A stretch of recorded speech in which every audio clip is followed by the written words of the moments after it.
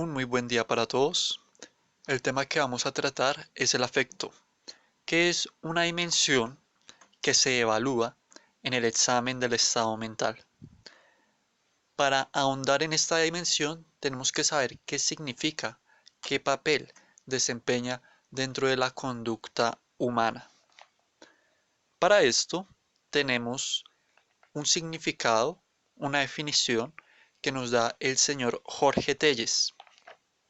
Nos comenta que el afecto se define como un tono emocional, placentero o no placentero, que acompaña toda idea.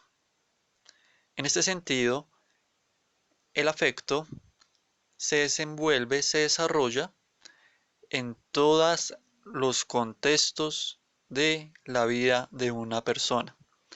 ¿Al hacer qué? Al evocarnos ya sea sentimientos de seguridad y positivismo o ya sea evocarnos sentimientos de tristezas o nostalgias. Para esto ya vamos a ver cada una de las características que en sí trae la dimensión del afecto. Entonces, cuando hablamos acerca de la emoción, ¿a qué nos referimos? Nos referimos a la emoción como ira, como alegría, como ansiedad, como vergüenza, como tristeza o como miedo, teniendo en cuenta que estas características son respuestas fisiológicas y son breves ante un estímulo pasajero o crónico y que son mediadas por el sistema nervioso autónomo. ¿Qué significa con que sean mediadas por el sistema nervioso autónomo? Que nos van a producir una serie de respuestas como son la sudoración, el enrojecimiento. Bien, continuamos con el sentimiento. El sentimiento lo vamos a resumir como un estado afectivo, en el cual experimentamos las emociones de una manera más prolongada, es decir, dura más a través del tiempo. Estos sentimientos se ven extremadamente influenciados por la personalidad. Entonces aquí ya vamos a ver si el sujeto tiene una personalidad melancólica, una personalidad extrovertida, una personalidad introvertida y demás. También se ve grandemente influenciada por las experiencias previas que haya tenido esa persona. No todo el mundo va a tener los mismos sentimientos. Cada uno va a variar según su intensidad, según lo que haya vivido. Y en algunas ocasiones se va a ver sobrevalorado subjetivamente por la persona, es decir, acerca de sus motivaciones. Continuando con los componentes, vamos a ver el tercero, y es la pasión. La pasión se define como una exagerada repercusión sentimental. Entonces, nosotros tenemos nuestros sentimientos. Al momento de estos ser muy intensos, pueden ocasionar a que ese sentimiento se convierta en una pasión. Y si se convierte en una pasión, esto va a tener repercusión sobre la conducta. Nuestro último componente es el humor. El humor aquí también es llamado estado de ánimo. Entonces, el estado de ánimo es persistente y fluctúa a través del tiempo. El estado de ánimo se ve influenciado por los acontecimientos que vivimos en el día a día, por las experiencias enriquecedoras que hayamos tenido, sean positivas o sean negativas, que nos proporcionan una perspectiva, ya sea a nivel anímico, ya sea a nivel sentimental, sobre lo que estamos viviendo. Bien, entonces como vemos, el afecto reuniendo esos cuatro componentes que interactúan entre sí son los que nos van a permitir la interacción con las demás personas y son las que también van a modificar la conducta en ciertos momentos, en ciertos acontecimientos, como ya lo he narrado. El tálamo y el hipotálamo desempeñan los papeles protagonistas en cuanto a la afectividad. El tálamo porque aporta órdenes motoras. Esas órdenes son mediadas mediante la información que lleva el tálamo a las diferentes cortezas cerebrales de la información percibida a través de los órganos sensoriales. El hipotálamo contiene una serie de circuitos reguladores, como lo son para la temperatura, la frecuencia cardíaca, la presión sanguínea, el sueño y la vigilia, la ingesta de comida y la ingesta de bebidas. ¿Cómo lo hace? El hipotálamo es un secretor de hormonas a la hipófisis. Al secretar estas hormonas, activa la hipófisis, que a su vez también va a secretar hormonas por el torrente sanguíneo para que llegue a cada uno de los órganos del cuerpo. El hipotálamo entonces nos va a transformar la información neuronal eléctrica en información endocrina. Un aspecto, una estructura muy importante que también desempeña un papel fundamental es el lóbulo límbico, a través particularmente de la estructura de la amígdala, que es la que en sí, en varios estudios, se ha descubierto que tiene que ver el 90% sobre las respuestas de ansiedad y miedo en los seres vivos. Consideraciones neuropsicológicas.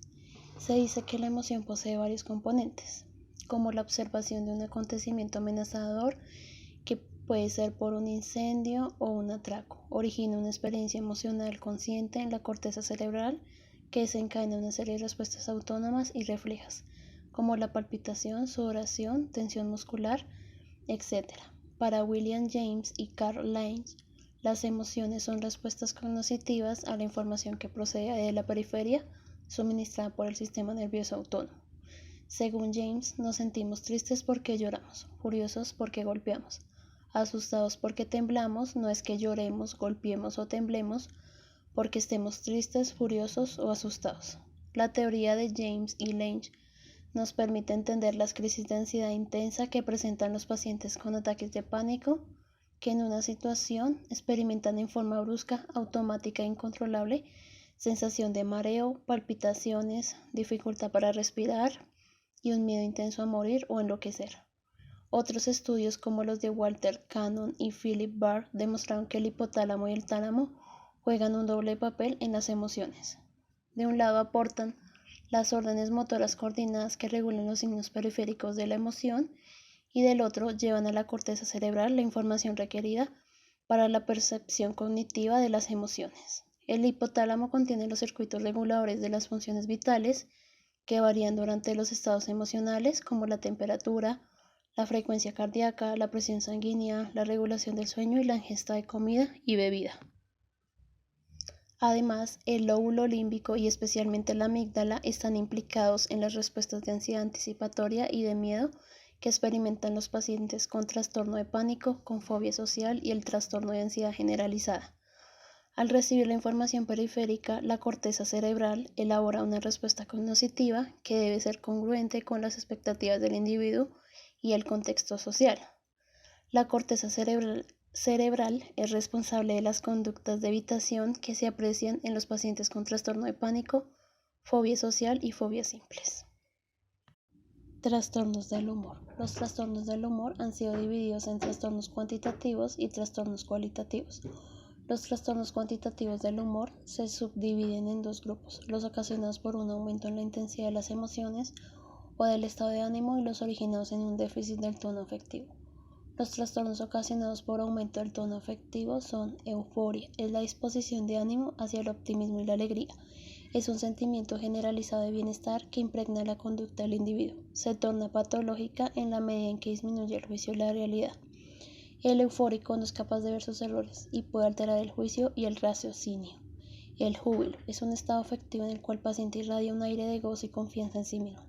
Su actividad motora está exagerada, aun cuando las circunstancias no sean propicias. Es el caso del hincha de fútbol que celebra el gol de su equipo favorito. La exaltación es un júbilo intenso con una actividad de grandeza, como sucede en los pacientes con episodio maníaco o como puede apreciarse en algunas ceremonias religiosas o celebraciones en Río de Janeiro o Barranquilla. El éxtasis es la alegría excesiva e incontenible con suspensión de toda actividad voluntaria y de las funciones sensoriales y mentales.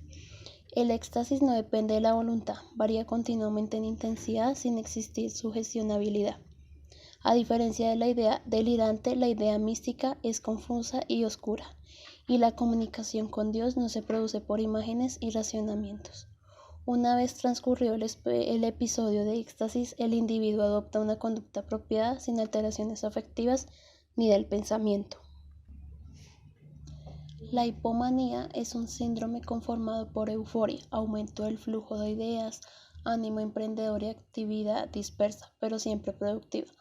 El individuo se muestra satisfecho de sí mismo. La hipomanía es una forma de iniciación del episodio maníaco de la enfermedad bipolar 1 o puede acompañar a la crisis depresivas en la enfermedad bipolar 2.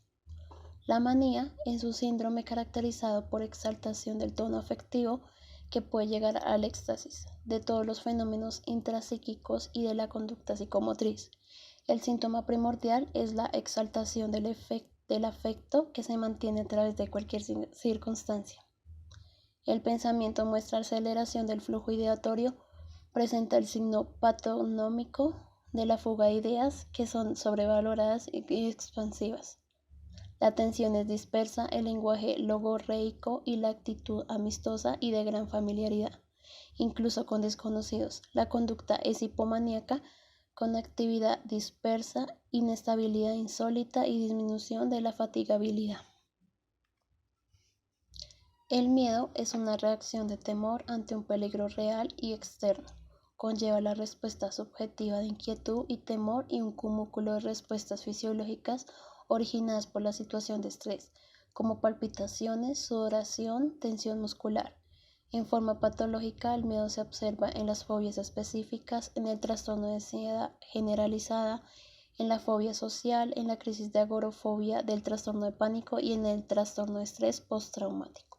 En la ansiedad es una sensación desagradable vivenciada como inquietud, sentimiento de amenaza y temor indefinido, sin que exista una causa desencadenante en el miedo. La ansiedad acompaña diferentes trastornos. Puede aparecer como señal de peligro, conformando la ansiedad anticipatoria en el trastorno de pánico o como síntoma en las fobias. En las obsesiones, en el trastorno de ansiedad generalizada está la esquizofrenia y en el trastorno de estrés postraumático. Y por último, el pánico es la desorganización de la conducta sobre una base de inseguridad prolongada e intensa. Se observa con frecuencia en homosexuales, pánico homosexual, durante las crisis alucinatorias de los cuadros esquizofrénicos, en el trastorno de pánico y en el trastorno de estrés postraumático. Trastornos originados por un déficit del tono afectivo. En ellos encontramos apatía, depresión, melancolía y atín. La apatía. Bueno, en la apatía encontramos que es un estado de indiferencia y ausencia de reacción frente a estímulos habituales de la actividad psíquica. La apatía la identificamos por la disminución de la motivación para alcanzar metas. Por ejemplo, la falta de productividad, falta de esfuerzo, falta de iniciativa y disminución en las actividades recreativas y sociales. También hay disminución en la respuesta emocional y disminución en la actividad cognitiva. Digamos, falta de interés hacia nuevas experiencias, aprendizajes, en su cuidado personal, como tener siempre la misma ropa, no bañarse. La apatía es considerada como un síndrome. Si la falta de motivación es predominante, en caso contrario, es considerada como un síntoma que se presenta con frecuencia en los cuadros demenciales, en las enfermedades depresivas y en el delirio. Depresión. Depresión. En este síndrome es caracterizado por un sentimiento de tristeza, acompañado de un grado variable de inhibición psicomotora y de la vivencia del dolor moral. En este encontramos que el 15% de los pacientes deprimidos intentan suicidarse, por lo cual es necesario detectar en forma precoz las ideas de suicidio. La depresión puede ser causada por situaciones orgánicas, por enfermedades como diabetes o accidentes cerebrovasculares y demencias. La melancolía. La melancolía. Este es un síndrome donde la sintomatología depresiva alcanza la máxima intensidad y presenta alto riesgo de suicidio. Generalmente es de tipo psicótico y se acompaña de delirios, melancolía delirante, de alucinaciones y confusión mental. La depresión y la melancolía se pueden presentar como un único episodio en la existencia de un paciente, pero en un buen porcentaje. El 30% de los episodios se repiten. Si un paciente presenta varios episodios de depresión y melancolía, el cuadro clínico se clasifica como enfermedad depresiva monopolar, pero si los episodios depresivos o melancólicos alteran con episodios de manía o hipomanía, diagnosticamos la enfermedad bipolar. La atimia. La atimia es la abolición total de la afectividad. Se observa en pacientes con retardo mental profundo o con cálculos demenciales avanzados. Los trastornos cualitativos del humor. En este encontramos la tenacidad, la habilidad, incontinencia afectiva y la catatimia o desrealización. En la tenacidad encontramos que es la persistencia y fijación patológica de un estado afectivo en forma prolongada y permanente. Se presenta en personalidades obsesivo-compulsivo y paranoide y en pacientes epilépticos. La labilidad. La labilidad consiste en cambios bruscos y repentinos del tono afectivo sin que existan motivos aparentes o desencadenantes. Se caracteriza por una gran intensidad y escasa duración. La labilidad es en menor intensidad y tiene poca duración. La tenacidad es más prolongada y permanente. La incontinencia afectiva es la capacidad para contener los estados emocionales desencadenados por cualquier estímulo, aun los de pequeña magnitud, en una reacción intensa e irreferible debido a la falta de freno inhibitorio cortical, por lo cual se aprecian los síndromes mentales orgánicos posterior a accidentes cerebrovasculares en los cuadros demenciales y en el retardo mental. La catimia o la desrealización es un estado afectivo intenso que produce alteración en el juicio de la realidad externa, sin alterar la conciencia y la sensopercepción. Puede originar ideas sobrevaloradas como aconte a los enamorados que idealizan su objeto amoroso, negándose a sí mismo los posibles defectos que ésta la posee. Disociación ideoafectiva. Esta es la separación inconsciente entre la idea y la carga afectiva.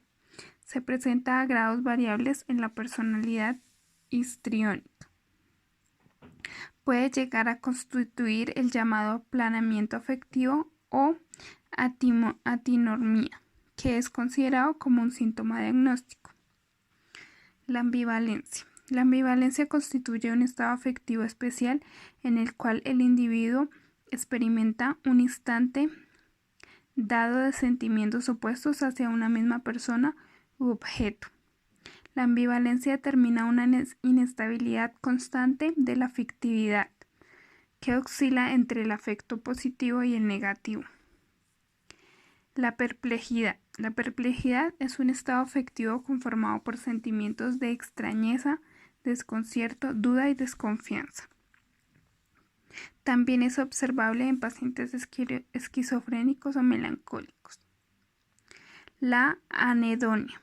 Se define como la ausencia de placer o displacer para realizar actos o experimentar vivencias que realmente despiertan alegría. Es la incapacidad para vivenciar el placer y forma parte de la constelación del trastorno depresivo mayor y los síntomas negativos de la esquizofrenia. Afecto inapropiado. El afecto inapropiado es la falta de concordancia entre el afecto y el estímulo desencadenante. La carga afectiva concuerda con la realidad intrapsíquica del enfermo a pesar de ser inadecuada para el entorno social. Por esta razón es una alteración frecuente en la esquizofrenia. El afecto insuficiente. El afecto insuficiente se caracteriza por ser una sensibilidad escasa frente a experiencias que en estados normales ocasiona placer o dolor emocional. Los sentimientos como gratitud, simpatía, esperanza, afición o removimiento dejan de formar parte de la experiencia subjetiva del individuo.